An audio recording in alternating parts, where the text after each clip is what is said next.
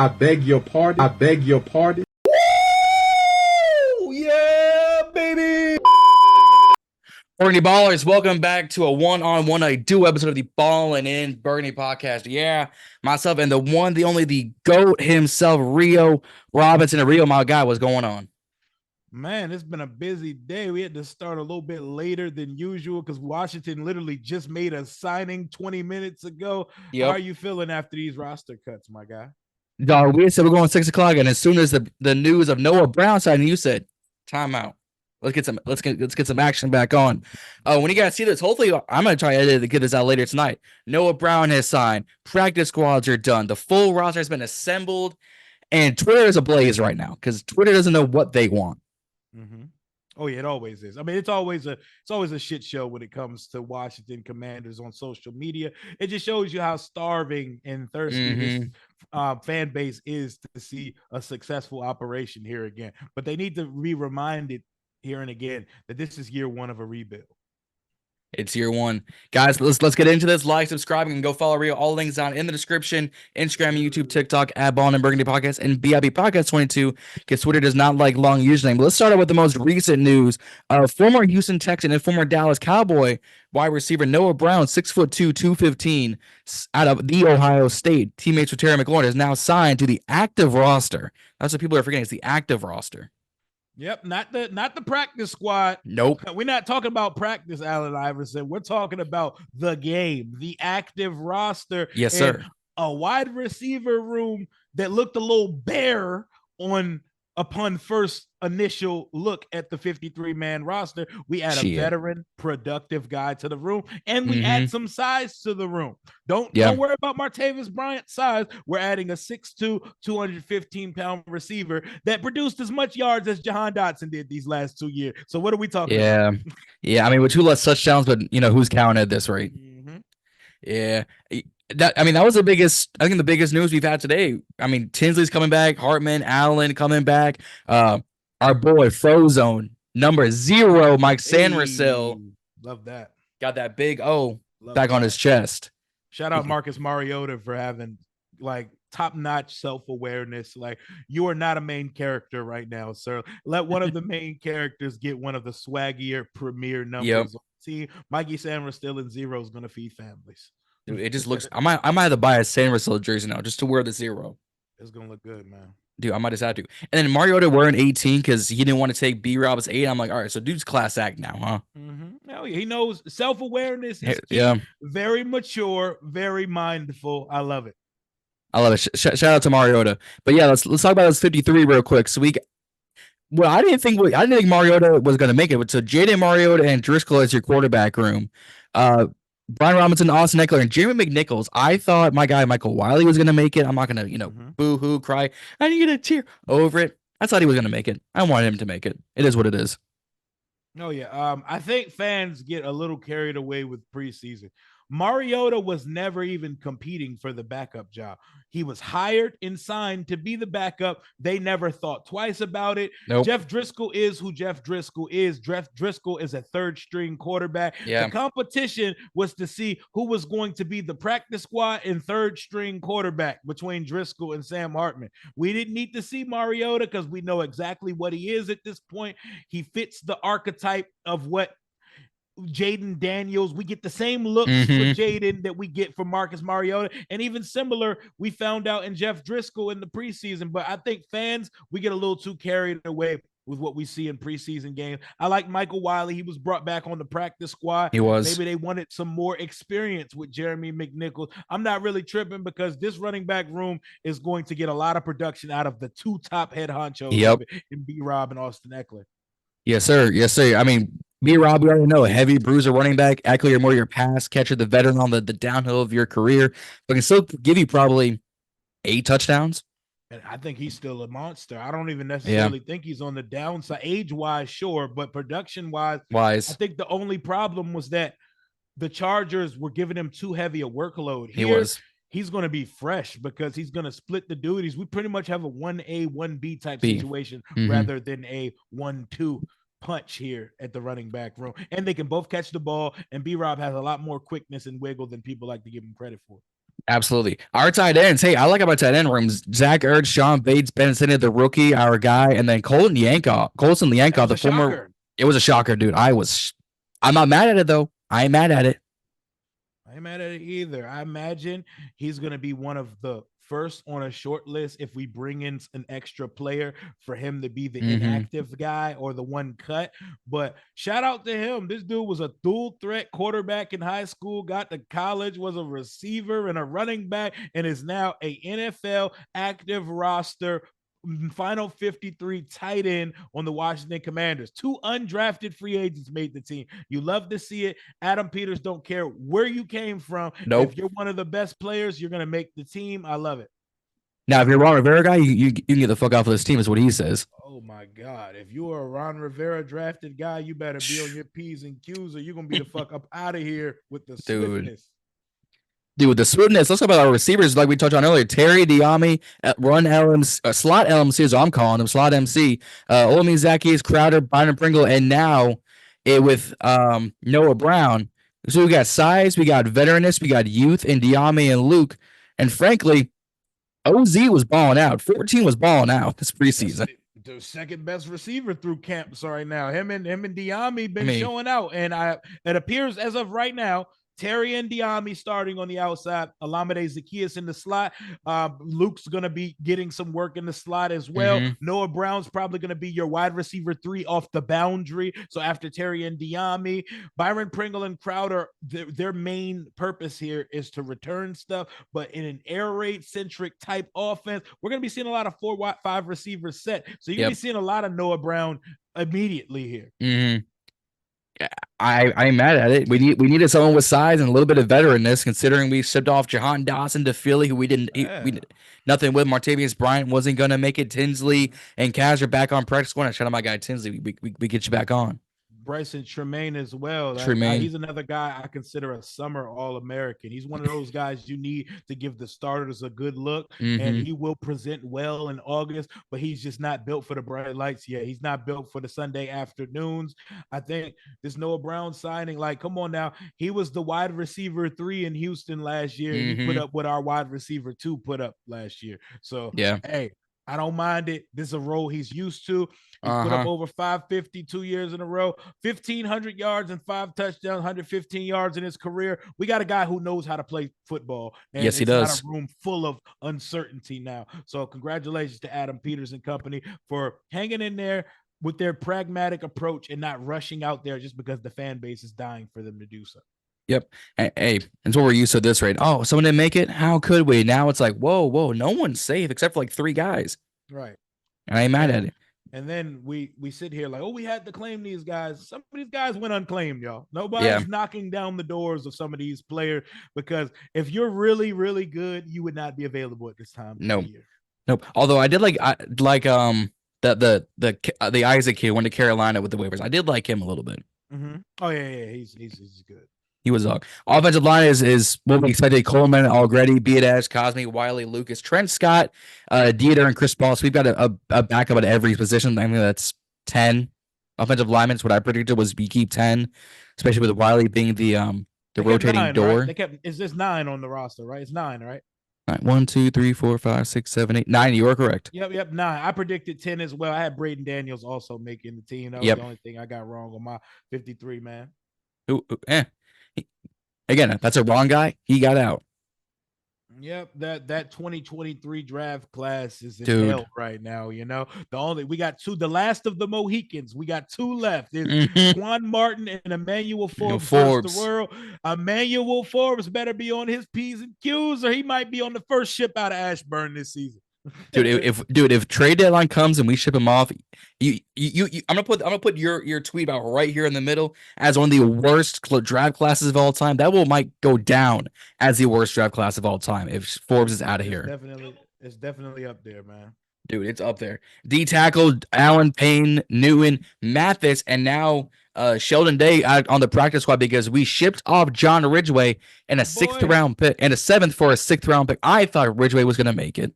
My boy Ridgeway, he's an absolute dog. This, to me, after hearing Adam Peters and Dan Quinn speak about it, was a we're looking out for the player type situation. We see a situation, his representation probably let the team know, I have a much bigger role for me here. This team is interested in my services. Can you trade me here and get whatever you can for him? There was obviously going to be more trade interest in John Ridgeway than in Fedarian Mathis. So while I hate that we're letting one of the few dogs on this team go, we did get a 6th round pick back. We now have, we now have 2/3 and 2 6th rounders. So 8 picks in the 2025 draft so far. We got a room of. It also tells me that they are confident that Johnny Newton's going to be ready to go once we get these things kicked off next week. Because I don't imagine you ship Ridgeway off if you think Jerzon's going to miss a substantial amount of time to start the season. Yeah, we have a 1st, a 2nd, 2/3, a 4th, 2 6, and a 7th, because one of the 7ths we got in the Jahan trade went back to New Orleans. So we really just traded Jahan and a 5th for something else. I don't know what's going to call it. Edge rushers, Cleveland Farrell, Dorrance Armstrong, Jamin Davis, and Javonte Jean-Baptiste. Shout out to JJB for making it into the 53, a 7th rounder. Dog.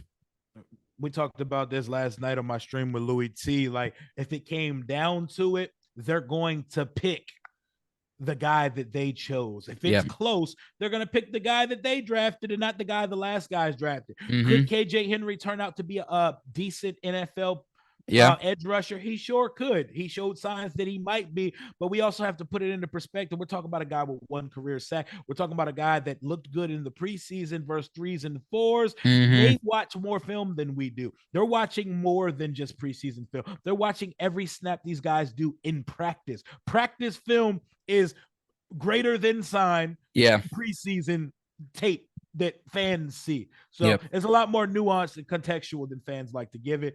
I'm cool with the defensive line choices that we made. I hate to see Ridgeway go, but it is what it is, man. It is what it is. I mean, it should be 2 career sacks, but they took one away against New England last year. That was not roughing the passer. That was a sack, but that's neither here nor there. He got his back when he put it on Jacoby Brissett. Might have injured him. Might have injured him, but You guys look back. I think this is the best linebacking core we've looked like in a minute. B-Wags, Frankie Louvu, Dante Fowler Jr., Mykal Walker, and the 6th round pick safety turn linebacker Dominique Hampton out of Washington, number 45. Might be the best linebacking core we've had in 5 years. Hallelujah to actually having a linebacker room, because it's like Ron and Jack and them, they just ignored the position. They played it their whole lives and decided to just neglect the position. We got 2 dogs in Bobby Wagner and Frankie Louvu, probably the player I'm most excited to see not named Jaden Daniels on the entire football team. And once Jordan McGee misses his first 4 games and he gets back in the room, that's going to be the number 3 linebacker in there. So I'm excited to see we have in that position and to see what a competent room of linebackers actually looks like going forward. Dude, I've said this time and time again. Y'all can go watch the episode, the YouTube short, whatever you want to call it. I've said Jordan McGee is going to be our steal of the draft. Injury or not, steal of the draft. If B-Wax said he's got leadership, well, damn it, if the Hall of Famer says a kid's got leadership, he's got leadership. Exactly. And I like it, man. We got us a room full of dogs. We got us a room full of athleticism. And Bobby Wagner, what better person to teach your rookie mid-round linebacker the ropes and the rigors of the NFL than the best Mike backer of the last, 10 to 15 years? Exactly. Safety room is exactly what we predicted. Jeremy Chin, Quan Martin, Reeves, Percy Butler, Derek Forrest, and our guy, someone we have been high on. I don't know if you've seen our stories. High on this entire offseason, Tyler Owens, number 40, making the roster. Mr. August, Mr. Preseason. We got one every year. This guy's coming as an undrafted freak of nature. His height, size, weight profile, he looks like a creative player. Like, he looks like a my player. The guy is large. He has girth. Pause. The guy looks like a linebacker, moves like a cornerback, and goes sideline to sideline with the best of them. He's going to be a special team ace earlier in his career where they look to find spots to put him on the field. A guy like that, you can't keep off the field forever. Nope. And I'm excited to see what he becomes. I'd like to see him get in a better number than number 40 now that we have the roster cut down to 53. Get you in 26 or 36 and look like the second coming of Sean Taylor if he had dreadlocks. Hey. Or get you something in the 20s or 30s, my boy. Get out that 40 shit right now, please. Hey, tell Mario to go to give up his number. You are 18 like you were in college. I need Tyler Owens in something swaggy, my boy. Hashtag numbers matter because they do. Hashtag that numbers matter. Let's talk about it. And then our corner room, Sainristil, number 0, Frozone. We got Michael Davis, vet, Noah Iganagabi, vet, and we got Sticks and Stones, Emmanuel Forbes, and St. Groupie, Benjamin St. Just. Sticks and Stones is absolutely hilarious, by the way. But this is the room I'm most concerned about this year. I'm gonna give them a chance and hope that Joe Witt and Dan Quinn, that they believe in their tutelage and that they could develop this room. Sanders still looks like the only sure thing at this point. St. Juice is okay. Michael Davis is okay. And we don't know what Forbes is right now. He's just a mixed bag. He either looks competent or he looks like he doesn't belong in the league. Let's see what they look like in year 2. Noah Igbinoghene was a little bit of a surprise to me. I guess it wasn't to a lot of people. He can run. He has return versatility. He can run. He's a 4-3 guy, but he looks lost most of the time, and he gets beat off the ball a lot. But this room, are we going to add to it at some point? Let's see. If we have a good enough push up front, and I think we may be good on the back end in the safety room, we may not have to rely on our cornerbacks, but this room is the room that gives me the most pause on the current set of the Washington Commanders 2024 roster. I agree. And then special teams is what it is. Tressway, Tyler Ott, and Cade York. That we could have predicted that once Cade signed, or we got traded for Cade. Yeah, we got a kicker, hopefully, for the long term, right? Cross your fingers, because we're on kicker number 4 of the same fucking off season. And let's hope that we never have to say Tyler Ott's name again, because the long snapper of the team should never be a conversation. No. There should never be discourse around the long snapper. You have one job to do: snap the ball, my guy. Yeah. If you have cause to pause about your long snapper, get him out of here. Yeah, you don't trade up for one and then he forgets how to snap. That only in Ron's era would that ever be a thing.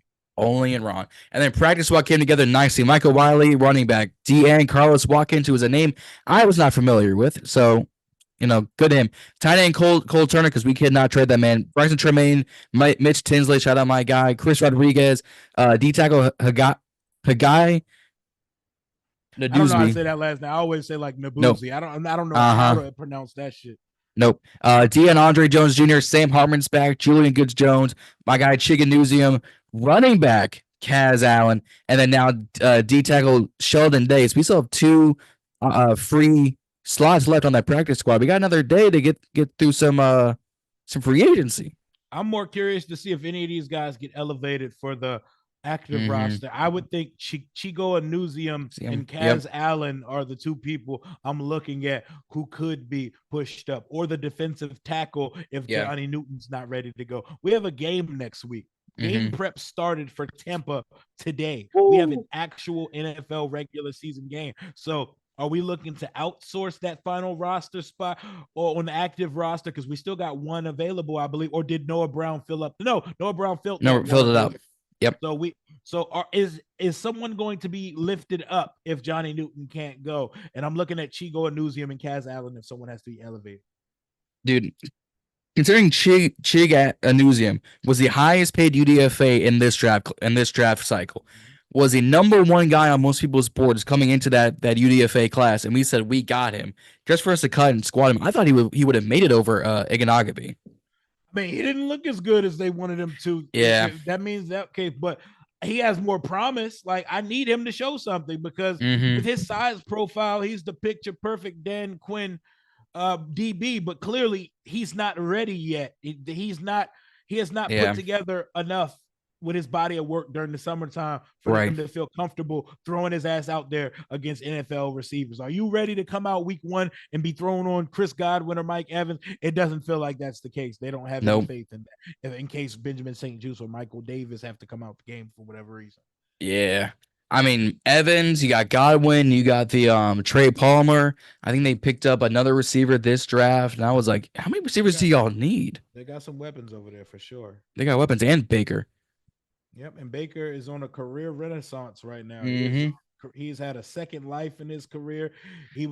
He quickly stared down the barrel of being an NFL journeyman and said, fuck that. I want to be a franchise quarterback again. And he found the right home, replacing being the successor to the GOAT, Tom Brady, down in Tampa Bay. Took him to the playoffs last year as his first year start there. They got a new offensive coordinator, new play caller down there now. I'm excited to see how we stack up against a good Todd Bowles coach football team. I am too. I forgot 2 names on that practice squad. Cornerback Bobby Price, who has relationships with Lance Newmark from the Lions, and then linebacker Jalen Graham, formerly of the 49ers, who has history with Adam Peters. So I think now the practice squad is filled more defensive than offense, and really no offensive linemen on the practice squad outside of Julian Good-Jones.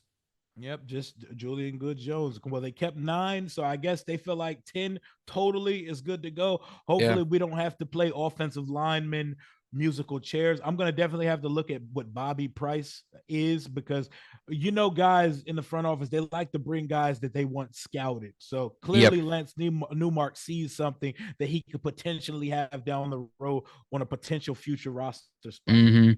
I mean, Bobby Price has got a good size, 6'3". Boy, 6'3". They love their long corner. Hey, man. They do. Joe Witt and Dan Quinn love their lengthy corners, man. They don't play any games about that shit, right? Nope, they don't. Let's see. 6'3". I would say about 220. I give him 220. 5 years. That's an elite size. Yeah. 6'3", 208 when he was on the Cardinals. So I would say it's about in that 210s range. 5 years in the league out of Norfolk State, so out of my 757 area. I'm up. Hey, practice squad's practice squad.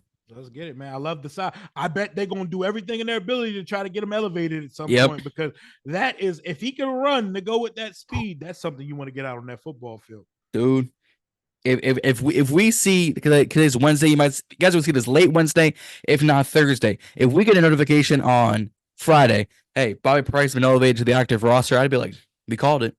That'd be nice, man. That'd be nice.